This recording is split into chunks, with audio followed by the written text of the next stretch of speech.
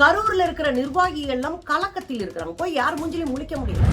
உண்மையிலே விஜயை ஆதரித்து பேசுபவர்கள் கூட எங்க சொந்த கட்சி தொண்டனை அடிச்சு வரட்டுங்கன்னு சொல்ற ஒரு தலைவனை இப்பதாங்க பாக்குறேன் அப்படின்னு பலரும் பேசிட்டாங்க.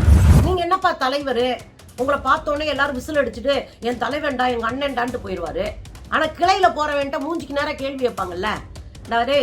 41 பேர் சத்த பிறகு வந்து இளவு கூட கேட்காத உங்க அண்ணன் எல்லாம் வந்து ஆட்சியில் என்னடா பண்ண போறான் கேட்பாங்களா, கேட்க மாட்டாங்களா?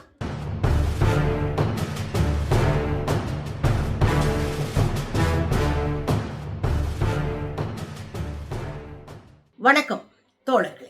கரூர்ல பாதிக்கப்பட்டவர்களை போய் பார்க்க போறேன் அப்படின்னு விஜய் சொல்லியிருந்தாரு. அந்த நிகழ்வை ரத்து செய்திருக்கிறார். கரூர்ல இருக்கிற நிர்வாகிகள் எல்லாம் கலக்கத்தில் இருக்கிறாங்க. போய் யார் மூஞ்சிலையும் முழிக்க முடியல அப்படின்னு நொந்து போயிருக்கிறாங்க. 150க்கும் மேற்பட்ட இளைஞர்கள், அதாவது தாவேக்காவில் இருக்கிறவங்க விஜய்க்கு கடிதமே எழுதிட்டாங்க. என்ன நடந்துட்டு இருக்கு மிஸ்டர் விஜய் அப்படின்னு. இதெல்லாம் தாண்டி விஜய் கட்சியினரே விஜய கேள்வி கேட்க ஆரம்பிச்சிருக்கிறாங்க. என்ன நடக்குது? தமிழ்நாட்டுல ஆகப்பெரும் ஒரு அசம்பாவிதம் அப்படின்னா கரூர் டெத்து தாங்க. 41 பேர் வங்குலையா செத்தாங்க. எதுவுமே இல்லாம ஒரு 41 மரணம் நடந்து போச்சு. இது குற்ற உணர்ச்சி இல்ல, இதுக்கு பொறுப்பேற்கல, இதை சரி பண்ணணும்ன்ற நினைப்பு இல்ல. ஆனா இதுல இருந்து எப்படி தப்பிக்கிறதுன்னு மட்டுமே தாவேக்கா தலைவர்களும் 2ஆம் கட்ட தலைவர்களும் முயற்சி பண்ணிட்டே இருந்தாங்க. அப்ப இந்த மக்களை சந்திக்கல, பேசல, ஒரு அறிக்கை விடல, கண்ணீர் விடல, எதுவுமே விடல.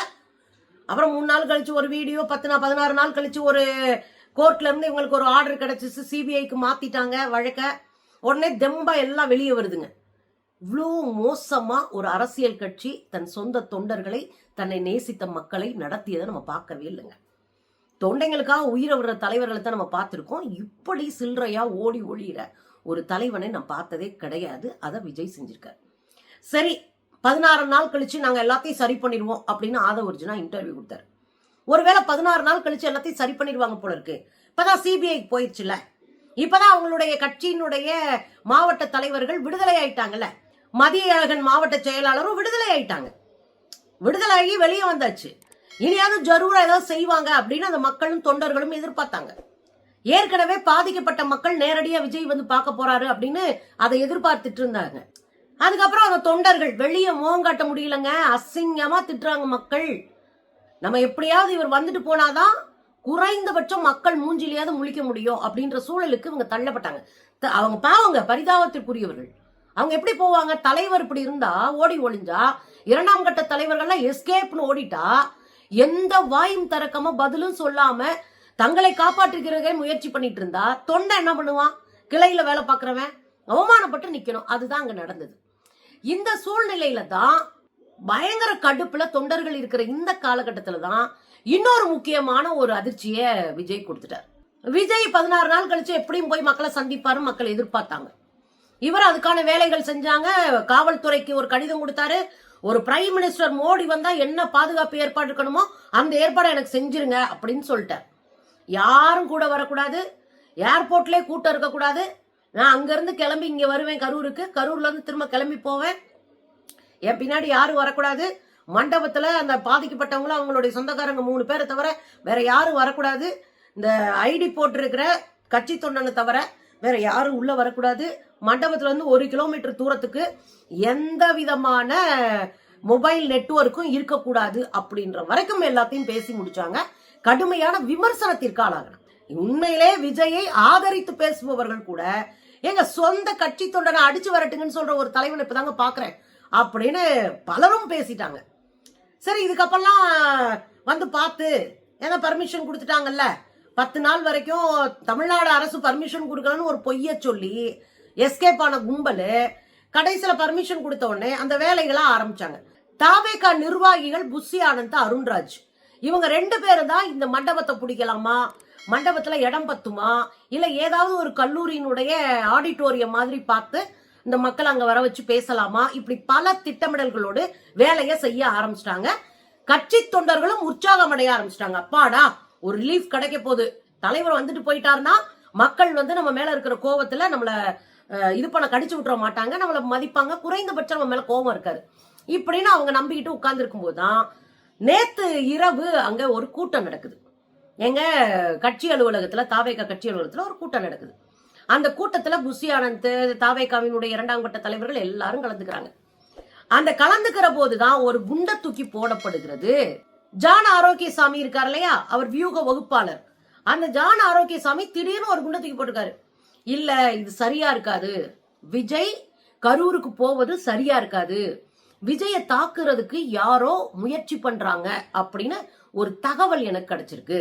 என்னவா, விஜயே யாரோ தாக்க போறாங்கன்னு ஒரு ரகசிய தகவல் இவர் கிடைச்சிச்சான், ஜான் ஆரோக்கியசாமிக்கு கிடைச்சிச்சான்.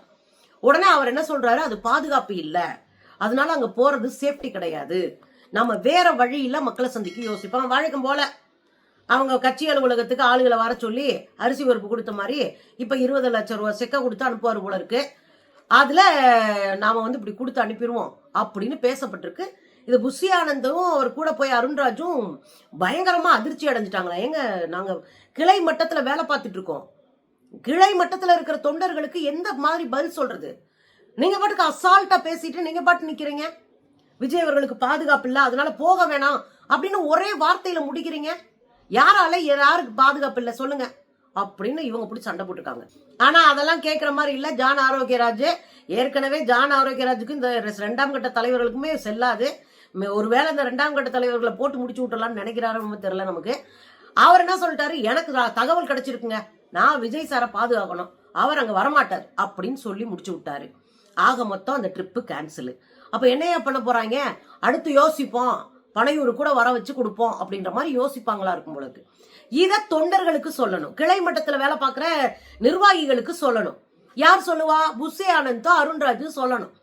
இந்த 2ஆம் கட்ட தலைவர்களை அருண்ராஜும் புஷி ஆனந்தும் இந்த சொல்றாங்கன்னா எப்படி சொல்ல முடியும்? பாதிக்கப்பட்ட மக்கள் கண்ணீரோடு இருக்கிறாங்க. அதுக்கு இடையில எவ்வளவோ அயோக்கியத்தனமான வேலைகள் நடந்து போச்சு. பாதிக்கப்பட்டவர்களுடைய நாலெட்ஜுக்கே போகாம அவங்க பேர்ல வழக்கு தொடுத்து ஒரு உள்ளடி வேலையும் பார்த்து வச்சிருக்கீங்க. இவ்வளவும் நடந்த பிறகும் அந்த மக்கள் திரும்ப திரும்ப கேட்கிற ஒரு விஷயம், ஒரே ஒரு முறை நேர்ல வந்து பார்த்தாருன்னா விஜய் மேல மக்களுக்கு இருக்கிற கோபம் குறையும் அப்படின்னு அவங்க எதிர்பார்த்துட்டு இருக்காங்க. இந்த நேரத்துல அந்த தொண்டர்கள்ட்ட போய் எப்படி பேசுறது?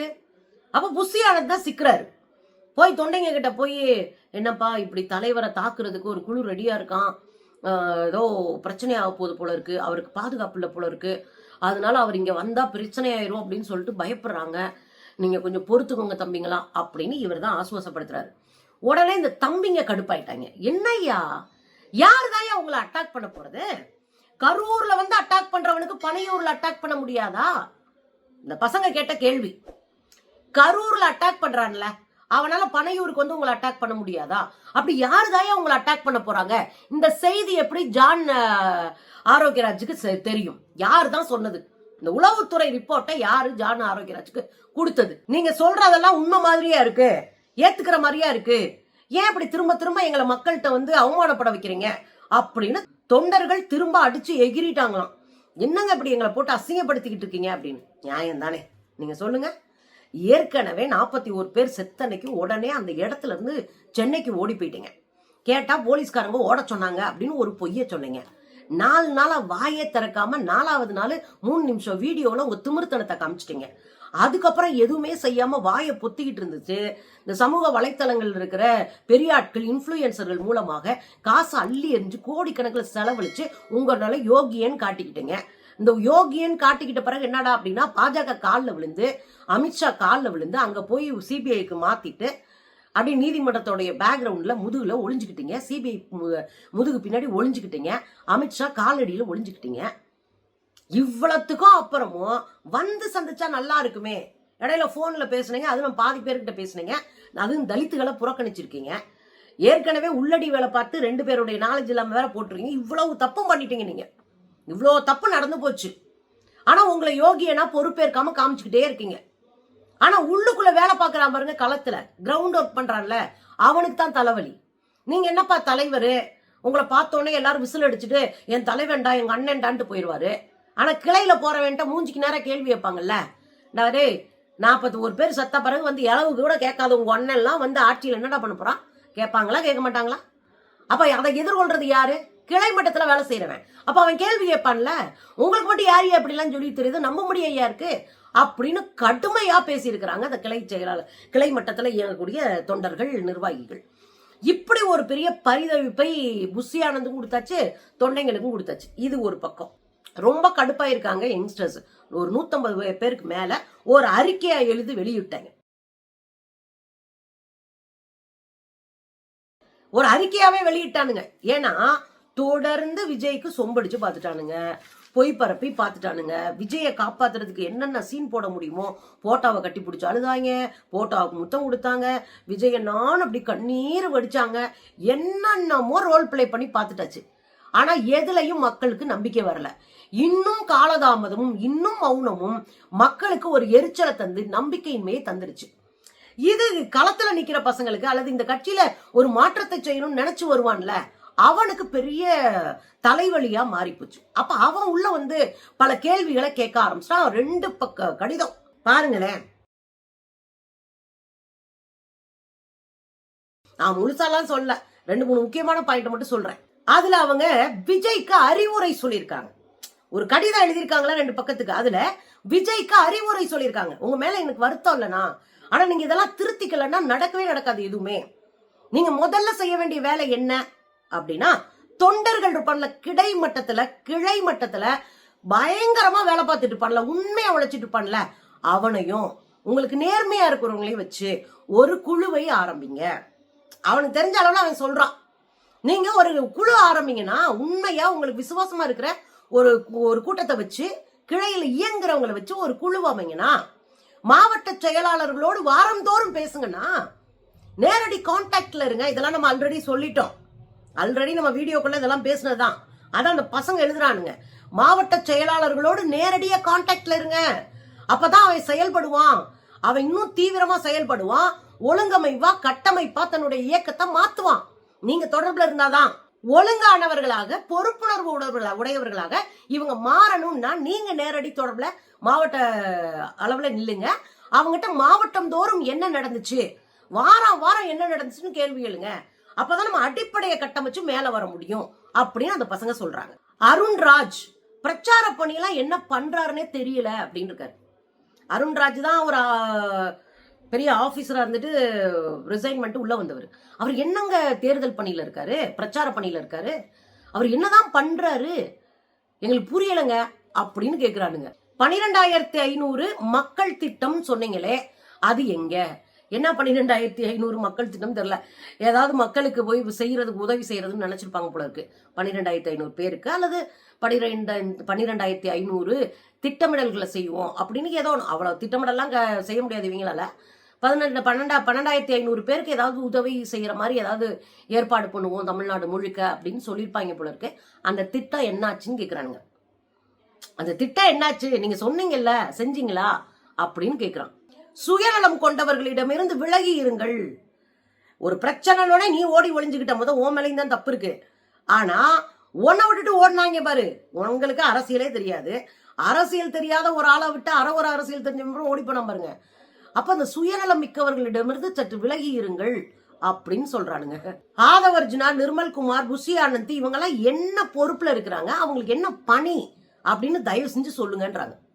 3 பேர் எல்லா இடத்துலயும் நின்று அளந்து விட்டுக்கிட்டு இருக்கானுங்களே, இவங்களுக்கு என்ன ரோலு, என்ன பணி, அவங்களுடைய பொறுப்பு என்ன, எங்களுக்கு கொஞ்சம் விளக்கம் சொல்லுங்க. எதுவுமே நடக்காம கிடக்கு அப்படின்னு கேட்டிருக்கானுங்க. கடைசியில ஒரு வரி போடுறான். ஆனா கேள்விகள் எல்லாம் கோவத்துல கேட்கலன்னா அக்கறையில கேட்கிறோம். சரி செய்யணும், ஒழுங்குபடுத்தணும், தொண்டர்களை ஒழுக்கமானவர்களா மாத்தணும், தொண்டர்களை பொறுப்பானவர்களா மாத்தணும் அப்படின்னா நம்ம இயக்கத்துக்குள்ள பல விஷயங்களை மாத்தி ஆகணும் அப்படின்னு வெளிப்படையாகவே சமூக வலைத்தளங்கள்ல அதை போட்டு சம்பவம் பண்ணிவிட்டாங்க அந்த பசங்க. அவங்க கேட்கறதுல நியாயம் இருக்குங்க. ஒரு மாற்றத்தை வேண்டிதான் அந்த இளைஞர்கள் உங்க பின்னாடி வர்றாங்க. அவனுக்கும் அரசியல் தெரியாது, மாற்றம் வேணும்னு ஒண்ணு மட்டும் தெரியும், இங்க ஏதோ நடக்குதுன்னு ஒண்ணு மட்டும் தெரியும். ஆனா என்ன நடக்குது, என்ன பிரச்சனை அப்படின்னு ஆய்வு செய்யற அளவுக்கு அந்த பசங்களுக்கு தெரியாது. அரசியல் தலைவங்களுக்கும் தெரியல, 2ஆம் கட்ட ஆளுகளுக்கும் தெரியல. அப்ப அந்த பசங்க என்னதான் பண்ணுவாங்க, ஒரு கட்டத்துல வெளிப்படையா போட்டு உடைச்சிட்டு போயிடுவானுங்க. அதான் இங்க நடந்திருக்கு. எனக்கு என்ன அப்படின்னா, சொந்த கட்சிக்காரர்களும் எதுக்கு ஆரம்பிச்சிட்டாங்கன்னா, நீங்க பலவீனமாயிட்டே போறீங்கன்னு அர்த்தம். உங்க பலவீனத்தை சரி பண்ணணும்னா தெளிவான ஸ்ட்ராங்கான முடிவெடுக்கிற அரசியல்ல தெளிவடைங்க. அந்த அரசியல் தெளிவு இல்லாம உங்களால எந்த முடிவும் தெளிவா எடுக்க முடியாது. அரசியல் சித்தாந்த தெளிவுதான் நாம் எடுக்கிற செயல் திட்டங்களுக்கும் முடிவுகளுக்கும் தெளிவான ஒரு வழிகாட்டுறதா இருக்கும். அதை குறித்து யோசிங்க. பிள்ளைங்க பூரா கதறிட்டு இருக்கானுங்க, பார்த்து ஏதாவது செஞ்சு விடுங்க. நேரடியா போய் மக்களை சந்திக்கிறதான் ஒரு தலைவனுக்கு அழகு. உங்க கிளைகள் அதை வைத்துதான் வளர முடியும். அதையும் மைண்ட்ல வைங்க. போறான் வர்றவன்லாம் ஆளுக்கு ஒண்ணு சொன்னா அதை கேட்டுக்கிட்டு நீங்க பாட்டுக்கு போகல வரலன்னு முடிவெடுத்தீங்கன்னா நீங்க தலைமை பதவிக்கு தகுதி இல்லாதவர்.